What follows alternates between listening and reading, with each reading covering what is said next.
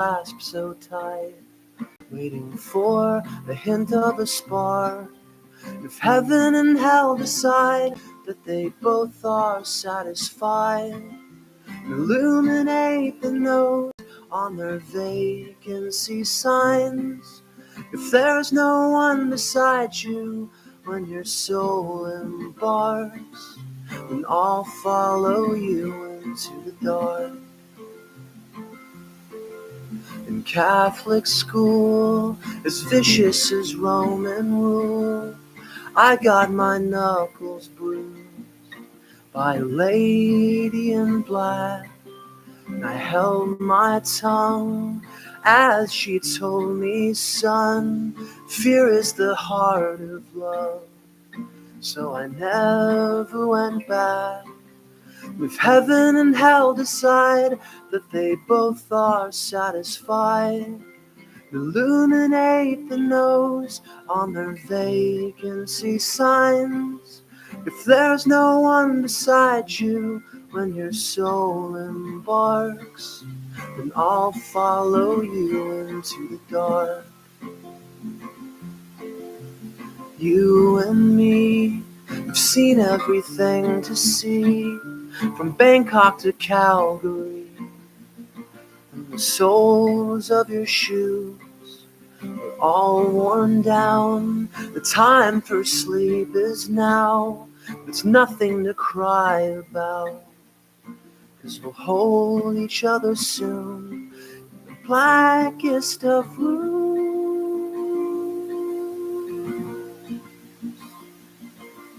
If heaven and hell decide that they both are satisfied, illuminate the nose on their vacancy signs. If there's no one beside you when your soul embarks, then I'll follow you into the dark. And I'll follow you into the dark.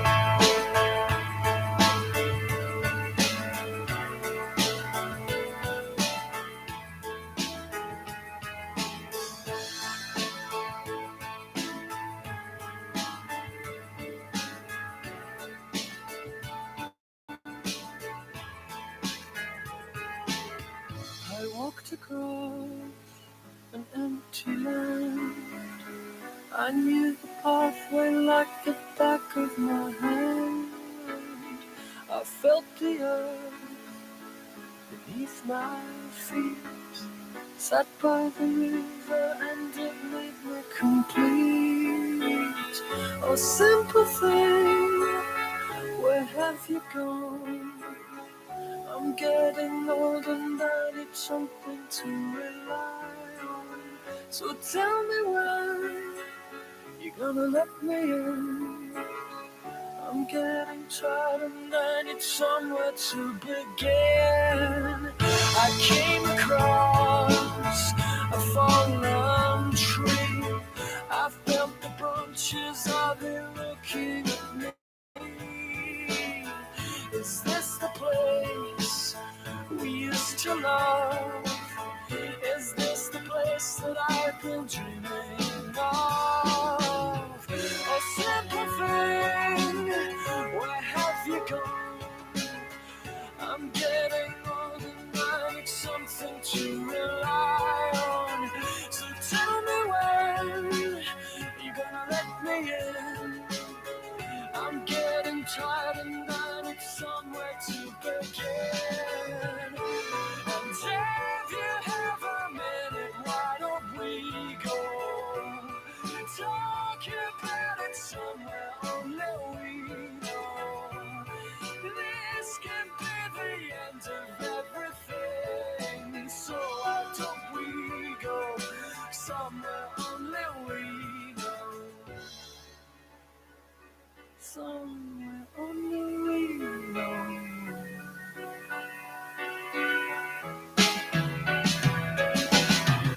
A simple thing, where have you gone? I'm getting old and I need something to rely on. So tell me when you're gonna let me in.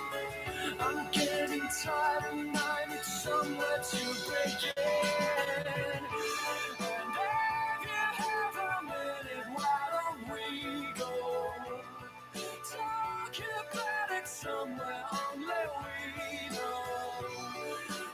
This can't be the end of everything. So why don't we go? So why don't we go?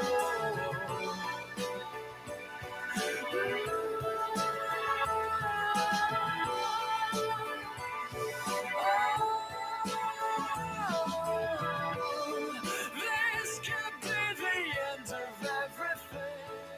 So why don't we go somewhere only we know? Somewhere only we know. Somewhere only we know.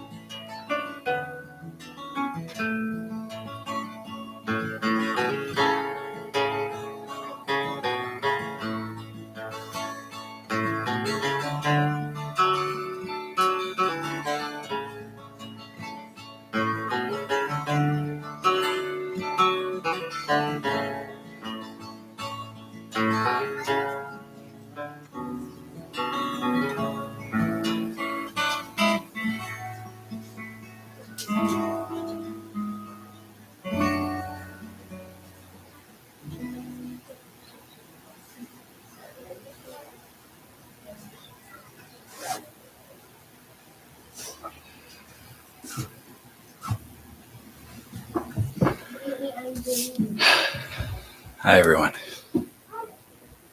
I am not typically a reader, but I have to read today. Hope so bear with me. And I am getting older, so it's big print. Some of you might be able to read it even. Good morning. Almost afternoon now, I guess. On behalf of Haley, Poppy, Connie, Peggy, the entire Todd family, all of the family here as well. I want to thank you for being here. And for those that are joining online, thank you as well. For those who don't know me, I'm Jeremy Poor. I have had the privilege of being Colton's best friend for nearly 30 years. We're here to do the impossible today, to remember a husband, a father, a son, a brother, a cousin, an uncle, a nephew, a grandson, and a friend who meant the world to us. The sorrow is heavy, but so is the love. I felt that as I've been here this morning. My hope for today is that we can share the love that Colton had, wrap our arms around his family, extended and immediate, and honor the indelible mark Colton left on every single one of us. We have a beautiful program planned today that Haley worked meticulously on. And we'll hear from family and friends, as well as music that meant a lot to Colton. Before we begin, please silence your cell phones to make sure we don't have any interruptions. First, we're going to have a live sketch by J.C. Bailey, Colton's sister, youngest sister. And then we'll have a message from Haley, read by her lifelong friend, Brittany Foster. Following that, we'll have a musical number by Max and Peyton Todd, who are Colton's nephews, Collide by Howie Day. Then I will speak. Following that, we'll have another musical number, the Bluey theme. Feel free to dance if you are under the age of 9 or 10, maybe. All right, well, we won't put a cutoff. Following that, we'll hear from Brennan Todd, the oldest brother, and then Connie Todd, the father. And we'll have a musical number by Mark Henson, who is unfortunately unable to be with us, but he pre-recorded a message and song for us. Then we'll observe a moment of silence, and I'll get up at that point, and we can take it from there. JC.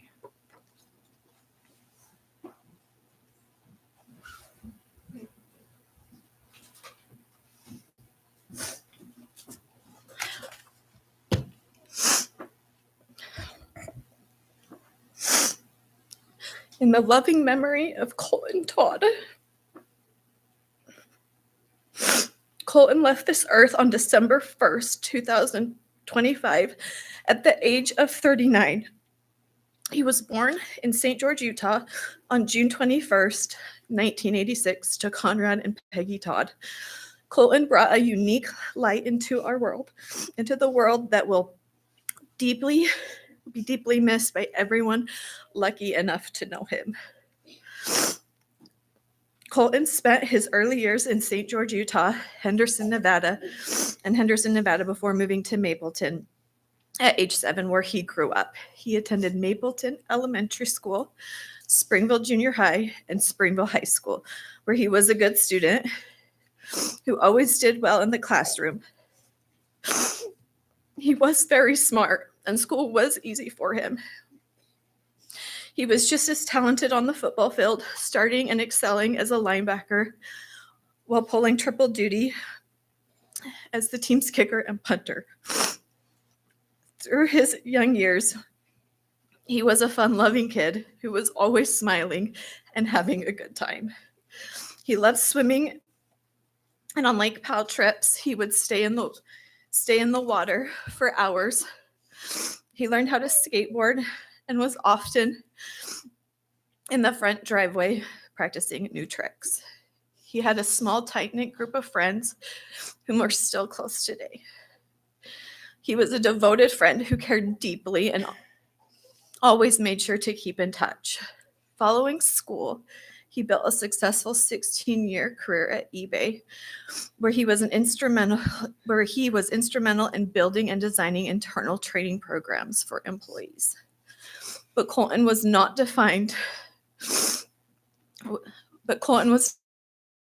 than his work. He was a man of many passions and immense talent. Colton picked up a guitar in his teenage years, and along with his best friends Brody Jeremy Port and Brody Miller formed the band Scott and the Goose.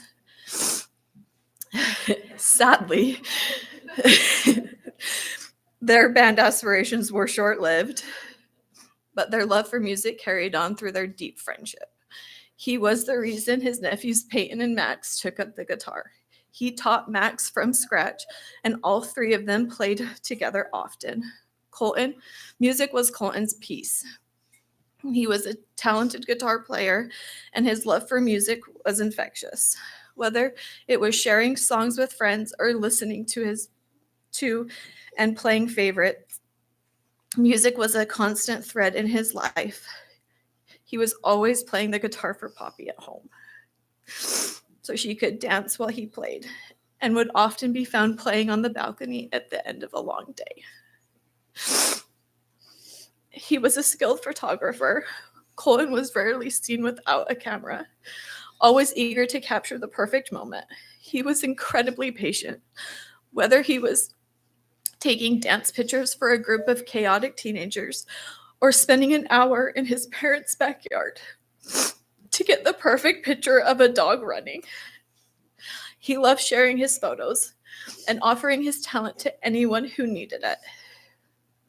He was also always taking pictures of his daughter Poppy, photos we will know cherish forever. Colton loved his motorcycle and was going for rides when he could spare the time. He loved games and was always the center of the fun at any gathering. If there was a game being played, mafia, volleyball, dodgeball, or soccer, Colton was in the middle of it, bringing the best attitude and a smile to everyone's face. He also possessed a unique, almost impressive ability to get injured in ways that were impossible to explain. He was the best brother and son. He brought such a peaceful yet fun presence to our home growing up. Above all, Colton was a devoted husband and father. He met the love of his life, Haley, in 2008. Together for 17 years and married for 4. They built a beautiful life and friendship together. Colton took care of his family's every need and desire. Poppy was the light of his life, and he was meant to be her dad. He was a gentle, fun, and loving father who lived on her laughter. He fostered her creativity and encouraged her to explore the world, as Haley has expressed. He is my sun, center of my gravity, my warmth, and my heart. He is the calm in the storm. He is my person, and better to me than I could have ever imagined for myself. Colton will be deeply missed. He was truly unique. He has left a hole in our lives that will never be filled, and never should be. At this time of our deep sadness, our family asks that you reach out to connect with those you love, heal family wounds, cultivate safe spaces of love and truth, look deep into their eyes and check into their souls. Be vulnerable. Our short time on this earth is so precious. Don't let it slip away without making deep connections and lasting relationships. It's what matters the most. Colton's legacy lives on through his wife, Haley Todd, his daughter, Poppy Todd, his grandmother, Norma Mansfield, his parents, Conrad and Peggy Todd, his siblings and their spouses, Brendan Todd, Chantel Todd, Cassie Todd, JC Todd, and Chad Bailey, his nieces and nephews, Peyton Todd, Avery Todd, Gavin Goley, Anya Goley, Max Todd, Kyla Goley, Cadence Goley, Ruby Todd, Stockton Goley, Elms Bailey, Wesley Todd, Fox Bailey, gray Todd, and one more little girl on the way. Haley's dear family, whom Colton was so close. Haley's beautiful grandmother, Sharon Gibson, who loved Colton so dearly. Haley's parents, David and Michelle Crandall, who counted him as one of their own. And Haley's siblings, whom loved him as they loved him. McKenna and Chris German, Nick and Hannah Gibson, Ryan Crandall, Natalie and Paul Hepworth, Nathan Crandall, Nicholas and April Crandall, Neil Crandall, Noel and Travis Taylor, Nelissa and Tyler Gordon,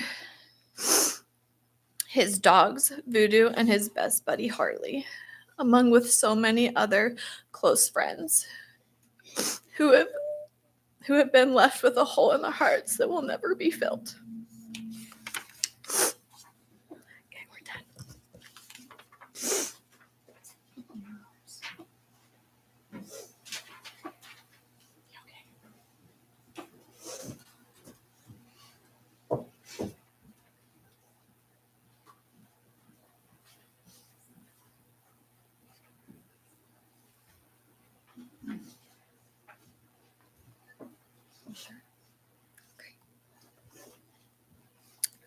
My love. The day I met Colton, November 15th, 2008, my friend wanted to drag me to a party at her boyfriend's friend's house. I reluctantly agreed, but insisted on driving my own car so I could leave after making a 10-minute appearance. Colton greeted us at the door, and it was like my soul said, "Oh, there you are. I've been looking for you." And from that moment on, he has been my person. The invisible string theory isn't a scientific concept, but an idea that two destined people are connected by an unbreakable, unseen thread, guiding them through life's coincidences until they meet and their paths align perfectly. The universe orchestrates uncanny coincidences and events that bring destined people together at the right time. The string ensures that even if separated, people will eventually find their way back to each other. Over the years, we have both felt this golden string weaving us together to meet at the perfect moment. From attending the same concerts, both locally and out of state, football games at each other's schools, weekends at the mall, and we even like to imagine he asked me to skate the snowball with him at classic skating when we were young. We lived our first 10 years together as dog parents, exploring our world and building our life and love for each other. Colton became an integral part of my family and changed every single one of us. He united a blended family and brought a new fun energy we didn't know we desperately needed. He was the first to step in to help anyone in need and does it without asking. He became very close with my grandma to the point where she usually calls him instead of me to ask for things or talk about football. Our weekly games of Nickel Up and Annual Football League have become some of my favorite family traditions. Our very favorite place to be together was either on a motorcycle or in Hawaii, where much to people's annoyance, we visited often, including our honeymoon in 2021. When the time finally came, we wanted our wedding vows intimate and just for us, somewhere we could enjoy the beauty and wonder of the world at the Bonneville Salt Flats on May 1st, 2021, surrounded by our parents and best friend. We started to discuss having a baby on our honeymoon. Colton had always wanted a boy he could play sports with. When I told him I needed to have a girl to heal the part of me that didn't get to have a safe, stable father-daughter relationship, he changed his mind and never looked back. We welcomed our Poppy exactly 1 year later on May 9th. We had waited so long for her and knew we were ready to be her parents. Her timing of coming into our lives was perfect. The day she was born, I watched Colton be changed forever. He was the best labor coach and crisis management with my urgent C-section and seamlessly stepped into the role of protector for both of us. In our early days with Poppy, I felt like I barely got any time with her as he never wanted her out of his arms. From the moment he saw her, she became his best friend, and the two share a special bond that can be seen by everyone. She may look like me, but she is him through and through. Poppy is the very best of her goofy, smart, talented, creative, athletic, curious, helpful father.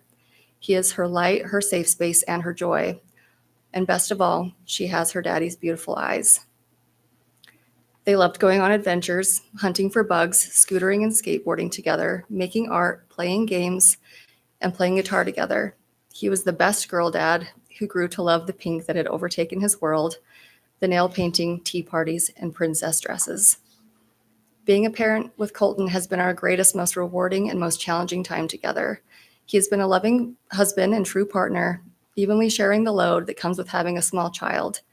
But we always prioritize finding time to keep our little rituals that always bring us back together at the end of the day to heal together and reconnect. He is my rock and my joy. He's the one who sees me, who can weather my storm, interpret my sighs, and lighten my soul when the world feels too heavy. I will never understand why he felt he had to go. Had he let me into the pain he was feeling, I would have stopped the world to help him. Anyone who knows me knows how much I advocate for therapy and the critical nature of taking care of your mental health, yet he kept that part of himself locked away and chose to carry his darkness alone. Please allow yourself to be vulnerable. Be authentic, let people in, meet people where they are. To be known is to be loved, and no one knows me like Colton. I will never stop loving him, and I will never let go of that golden string in hopes that it will lead me to him again someday.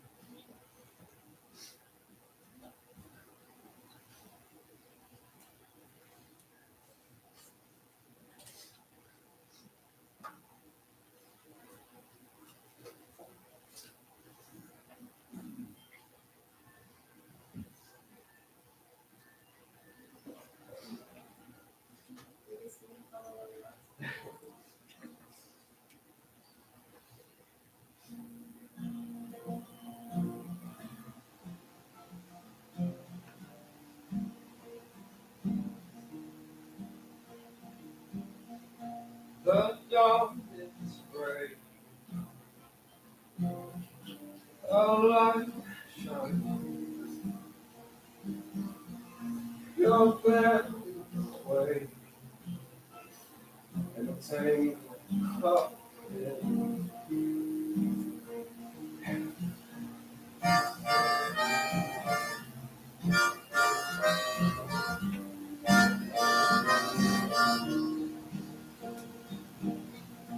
I'm open, Lord,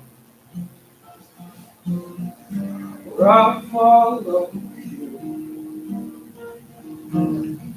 I want I see. Light up again, even the best fall. Sometimes, even the wrong words seem to wrong. Out of the doubt that fills my mind, somehow find you and I collide.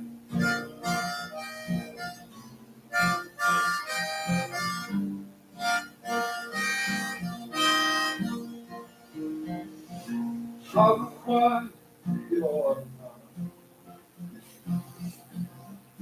You make a first impression. Found scared to know I'm always on your mind.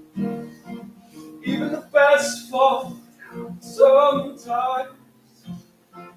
Even the stars refuse to shine. Out of the back we fall in time. How fun you and I collide. Don't stop here. I lost my place. I'm far behind.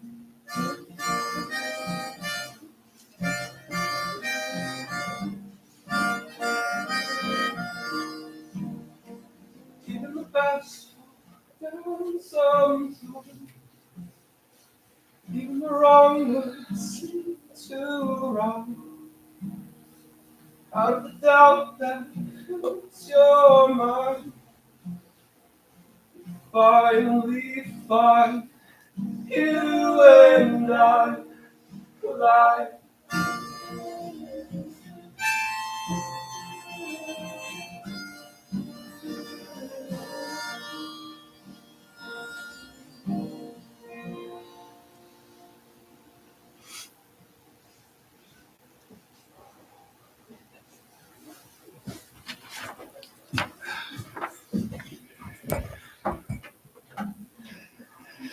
Thank you, Max and Peyton. Thank you, Brittany. Good job, JC. I think Howie Day would actually be jealous of that version, honestly. I'm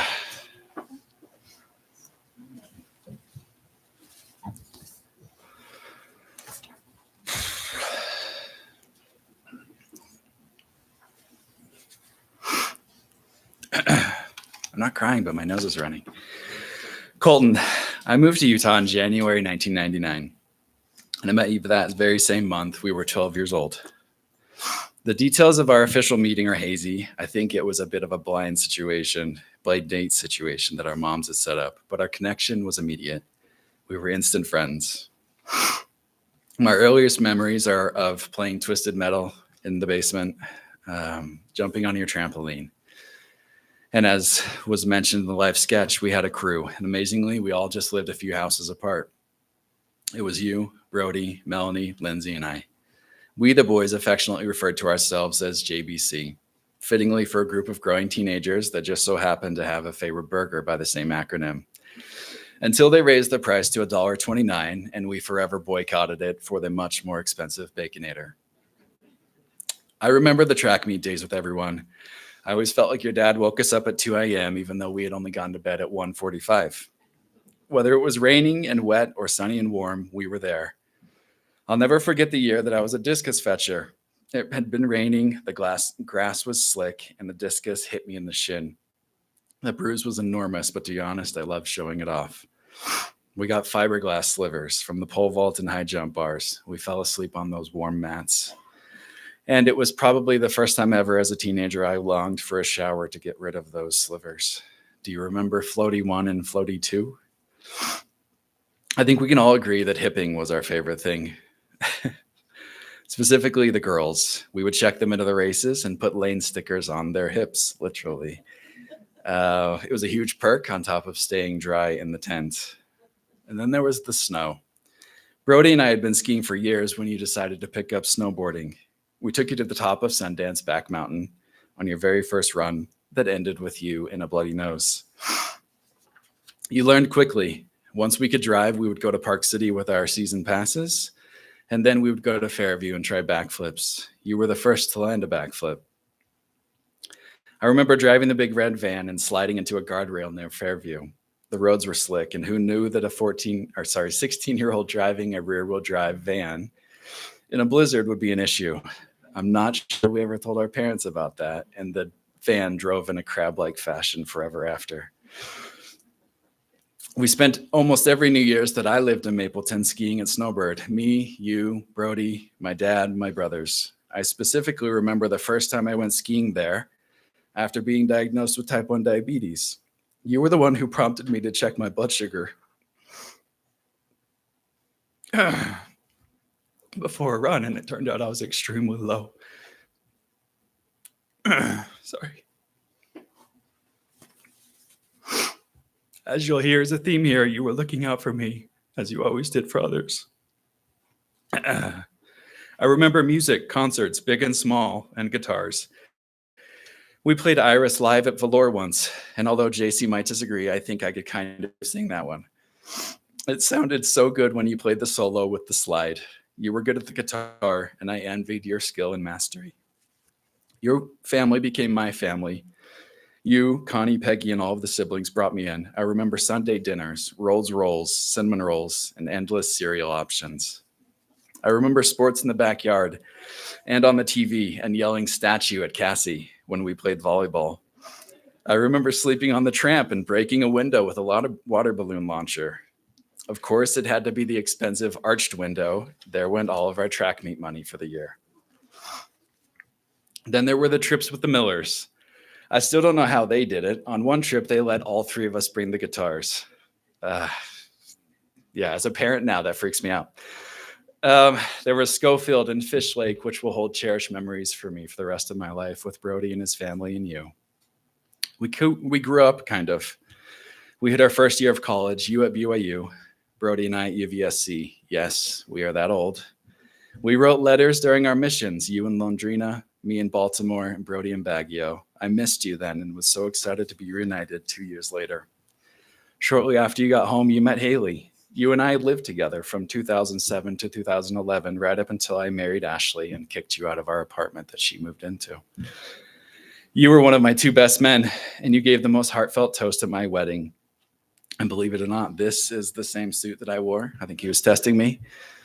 As happens in life, we started seeing each other less. I wrapped up at UVU, and Ashley and I moved to Salt Lake so I could start at the U. We always found ways to bridge the distance. I remember taking the red line out to daybreak to take landscape photos with you, play Call of Duty, watch football, and throughout the next decade, we made a habit of copying each other's hobbies just so that we could talk about them. If you were to look at that table out there, those are all my favorite things too, which is, I think, what makes a best friend. In Seattle, we kept in touch by creating photography challenges for ourselves, gaming online, and playing fantasy football. In 2016, you took Ashley's maternity pictures for our first child at the Capitol.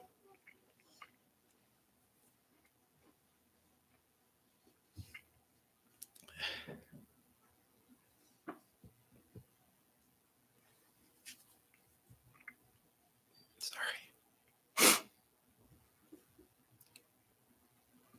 You held Donnie when he was born, and you were at the Curls for his baby blessing, which doubled as our farewell party when I moved away from Utah for the last time. You and Haley gave us the book, I Wish You More. And when we learned that you were expecting Poppy, we gave you the very same book.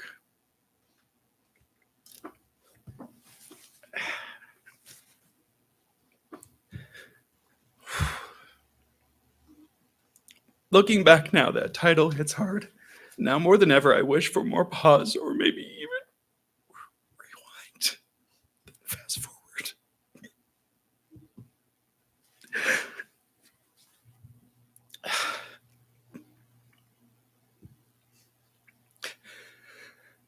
That same year, I started watching MotoGP and F1 regularly. It took a while for that one to stick with you, but soon enough, we were debating races and watching them live together virtually. Your passion grew until you bought a couple motorcycles, which I was envious of. I was always a scooter dad. When we moved back to Utah during the pandemic in 2020, we finally got some quality time back. You came up to the ranch in Heber several times, and we even went on a full-day motorcycle ride for my birthday. Later, you joined me on a cross-country trip in a minivan to get supplies for my wife, Ashley, and I, as we decided to have our youngest daughter, Magnolia, in Salt Lake instead of Chicago. We ate at Pequod's, had Chicago dogs and Budlong hot chicken sandwiches there when they were still good, and we rode bikes all over the city. In 2021, you and Haley asked me to officiate your wedding. It was one of the honors of my life. I took you on a bachelor's day where we grabbed a sub at Moochie's and did a sensory deprivation float. I called the place several times to ensure we were not floating together. You married Haley, your love, on May 1st on the Salt Flats in front of your parents. It was beautiful, even when the wind picked up and basically ruined your after-wedding plans. The wind had a strict no celebration policy that day. Thank you for wanting me there in that capacity. I will never forget it. In 2022, your darling Poppy was born. You were always a great uncle, and I knew you would be a wonderful dad. She loved you, and you loved her. You sent me videos of her constantly, including one where she told me to just give up, bro, because you were beating me severely in a game of chess. I promise I will watch out for Poppy and Haley, because I know you would do the same. I will tell her stories of you and help her understand the light you were in my life and so many others. My last physical memory of you was doing what we loved. In 2022, we went to MotoGP and again in 2024. We went to MotoGP in Austin, and it was so wonderful to experience a new city together and explore the race. I have to admit, I was such a mess on the 2022 trip. I was out of routine. I forgot to fill up the car that we dropped off at the airport in Salt Lake before we flew. I left my phone on top of the car in Austin, which necessitated a daring freeway rescue of that said phone that had been run over. I even left the rental car running all day long while we were at the race. Luckily, it still had gas. You were patient with me and you never made fun of me for any of it. The last time I saw you, we were parting ways in Austin. I watched you board the plane and even took a picture of it and watched you fly off. We were playing chess, of course. And for the record, all in, you beat me 32-65 with 6 draws. You were always better than me at everything. Ping pong, basketball, football, chess, pickleball, tennis, you name it. You were smart, talented, and charismatic. Mostly smart. I remember one time when we went out to eat with my family and the waitress asked you how you wanted your eggs cooked, and you were very confused and just said cooked. Beyond that, you were love, and you were loved. Even some of our very last interactions were just us being us. We had a text thread with my brothers during the World Series, where we stayed up through the whole 18-inning game together, 2 a.m. my time, just texting and sending memes. Colton, there's a consistency I am trying to convey here, and I think we'll hear throughout the other discussions and talks. Some of the best times of my life were because of you.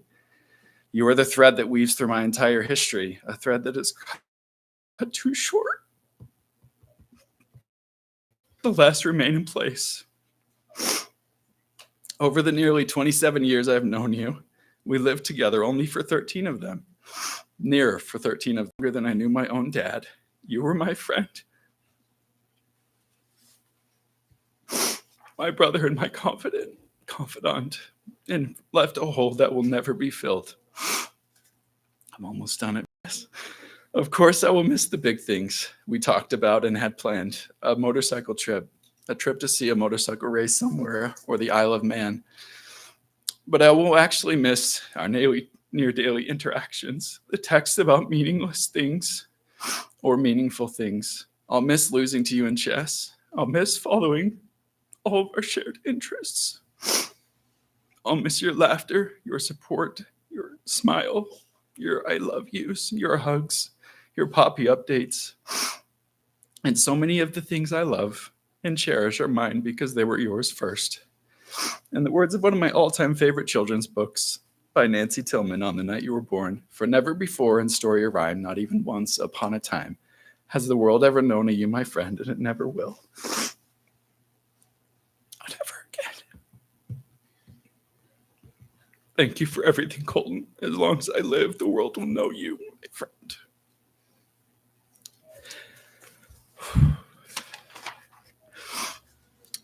Time to dance to Bluey. All right. Sorry,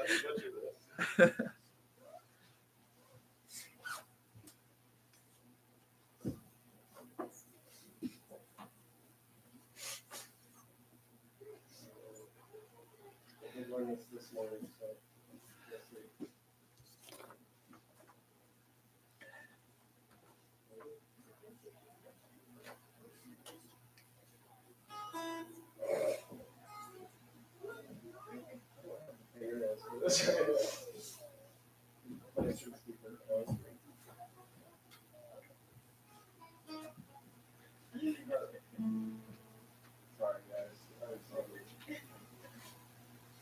I can't do it. I'm so sorry. She's ready to do stuff. Well, I don't have the fingernails.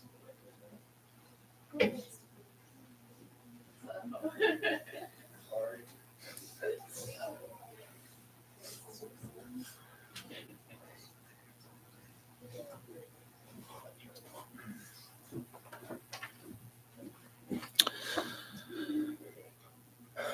Well, this is some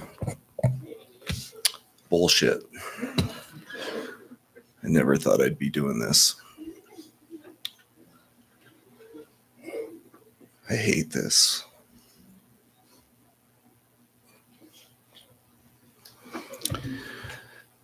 It still pretty much just feels like a bad dream, guys. The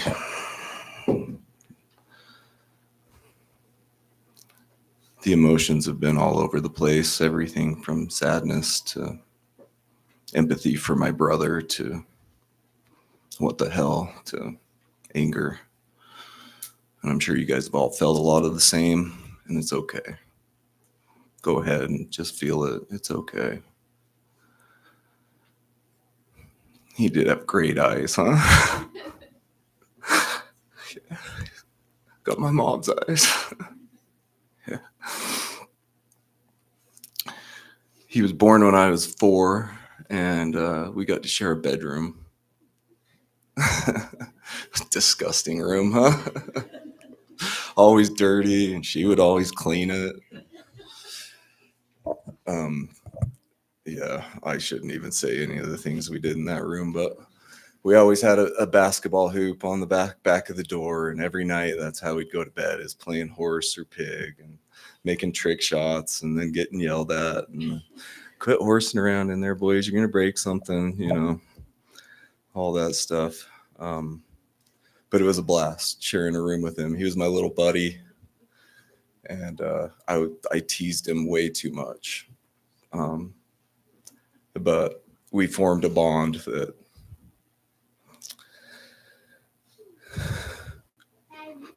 yeah, I'll never forget. There's a huge hole left in me.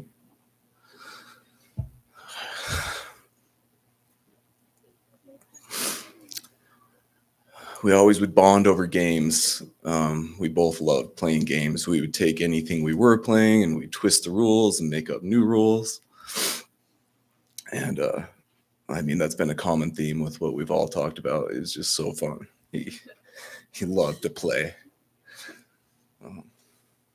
He was so kind. Just good eyes and a good heart, good hugs. I just love him a lot. Like Jeremy was saying, he was like next level smart. It always really pissed me off. Because like he could take, like I'd be struggling to figure something out and he could just like put it in such a simple way, and so smart, so smart. I'm gonna have probably a lifetime's worth of regret for not seeing my brother in his pain.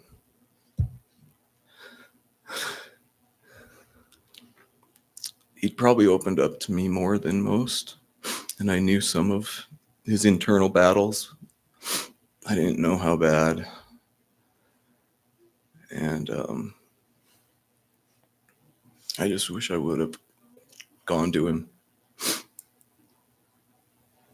I'm not going to look at it with guilt.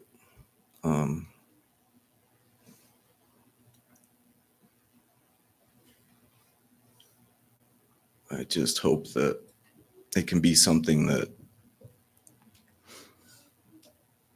opens us all up to what the people we love might be going through that we have no idea about. Find those ways to sit with each other and connect with each other and allow for safe space and the opportunity to open up and make those lasting connections that we all need to have.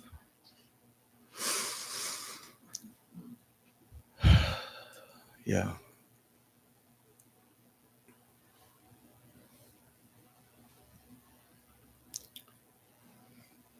Anyway, if there can be one small silver lining in this, just love each other, find that way to connect deeply, and just don't miss the little opportunities.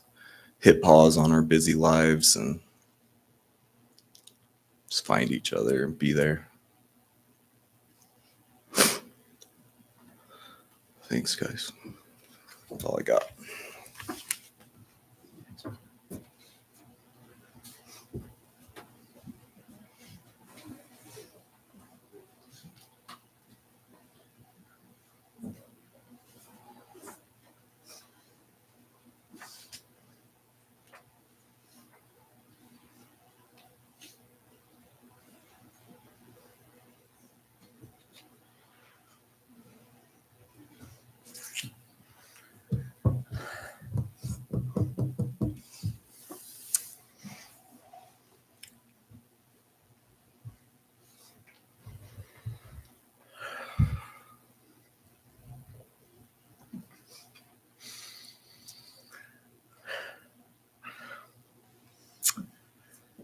This is a hard thing for a dad to do,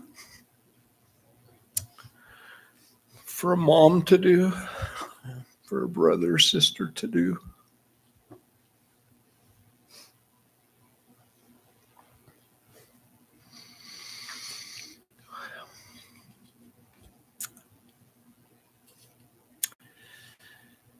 When I was a young man, I was a river guide in the Grand Canyon. And that life was quite a romantic life. Several of us who had that opportunity got to take people from all over the world and show them one of the greatest wonders of the world from the bottom of it.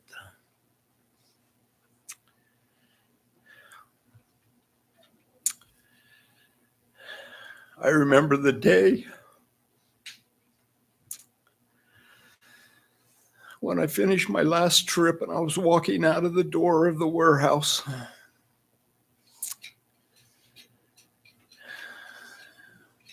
And some friends asked me how I could walk away from that life.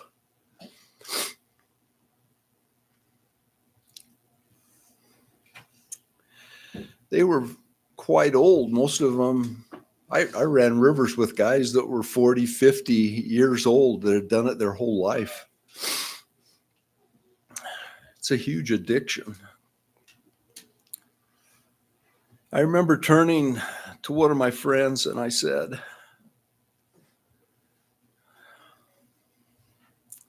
I'm going and I'm leaving to be a daddy.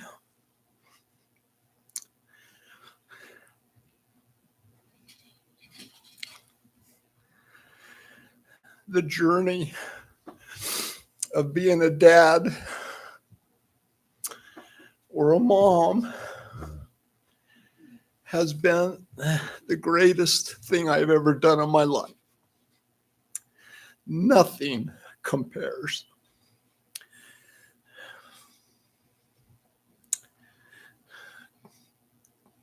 Colton's mom and dad loved being daddies and mommies. We welcomed first Brennan, then Cassie, then Colton, then JC. And beyond that,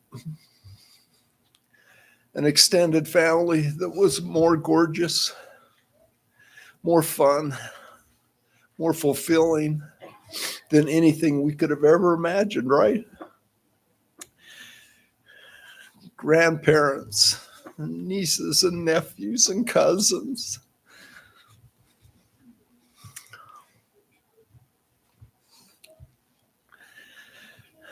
I am still Colton's dad, and his sweet mother is still her mother. We have not lost them.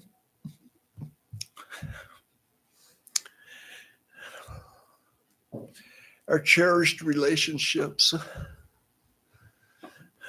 are still what they are, but probably deeper and more loving and more important than ever. Colton lived 39 years, 164 days. I'm entitled to know that, I think. I laid in bed and calculated it. To me, it seems like 39 years, 164 days, not enough. If it were my wish, I would selfishly take him back and give him the second half.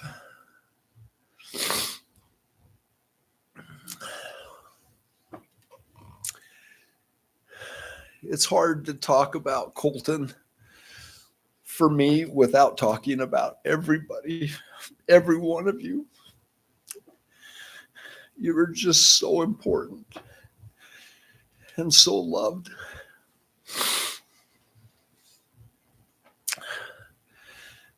Colton loved you. I think every one of you know that. I have tried to put a frown on Colton's face. I can't do it because I have never seen him with one.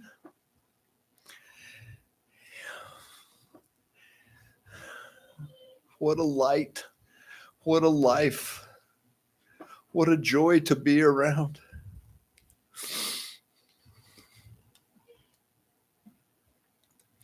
I'm so thankful, Jeremy, for taking us on that journey.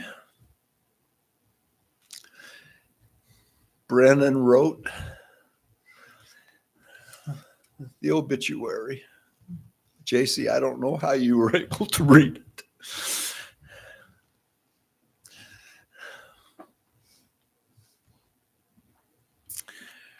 Our hearts are broken, of course.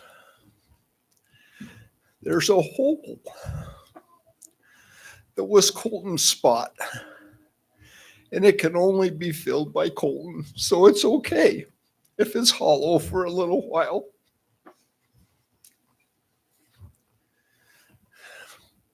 But I know, and I have had a love swept over me this last week that has left me almost speechless, that has told me that the person who is ultimately in charge is still in charge and has Colton.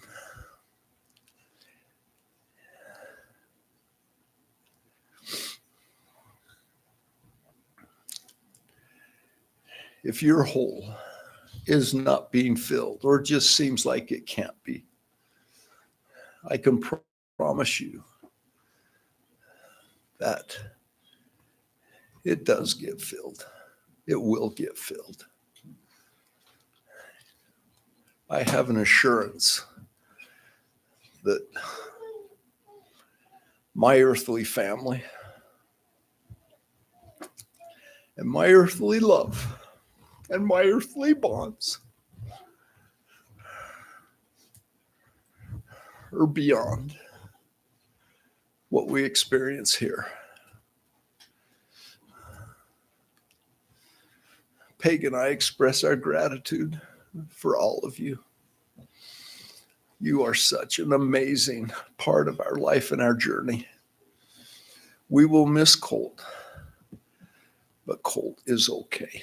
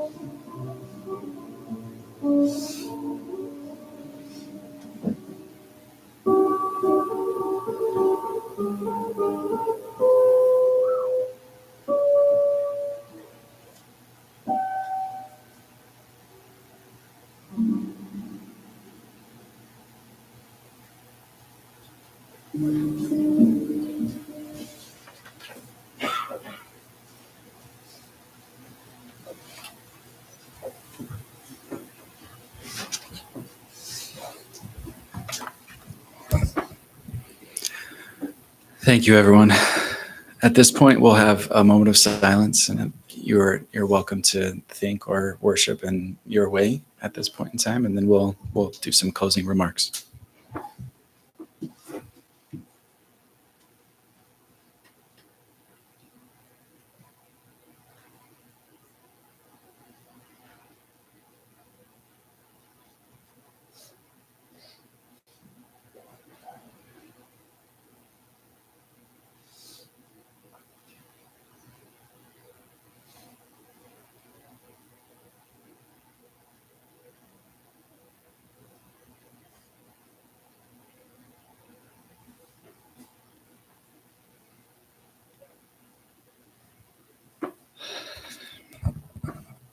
Before we conclude, I have one specific request. Haley mentioned that she wants stories, and she needs to know that Poppy will grow up to know who her dad was. So my request is this: do not let your memories of Colton stay in your head, whether it's today, tomorrow, 3 years from now. When a memory of Colton pops in your head, a joke he told, a song he loved, or a kindness he showed, write it down. Don't assume the family already knows it. Send a text to Haley, write a letter, save a voice memo for Poppy, share them in person or over the phone. I'm certain we can share memories that will not only be able to remember him, allow us to remember him, but feel him with us too. And let's make sure that Poppy has more stories than stars. Following this service, which is concluding right now, there will be a luncheon. The address is in the program for those who have been invited. At this point, interment and a cemetery will take place most likely in the spring, and we will be in communication about that. Haley, will be in communication about that. I'm happy to help if needed. And on behalf of the family, thank you for your love, support, memories of Colton.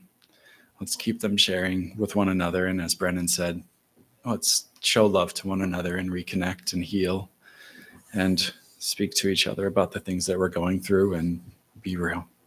Thank you, everyone.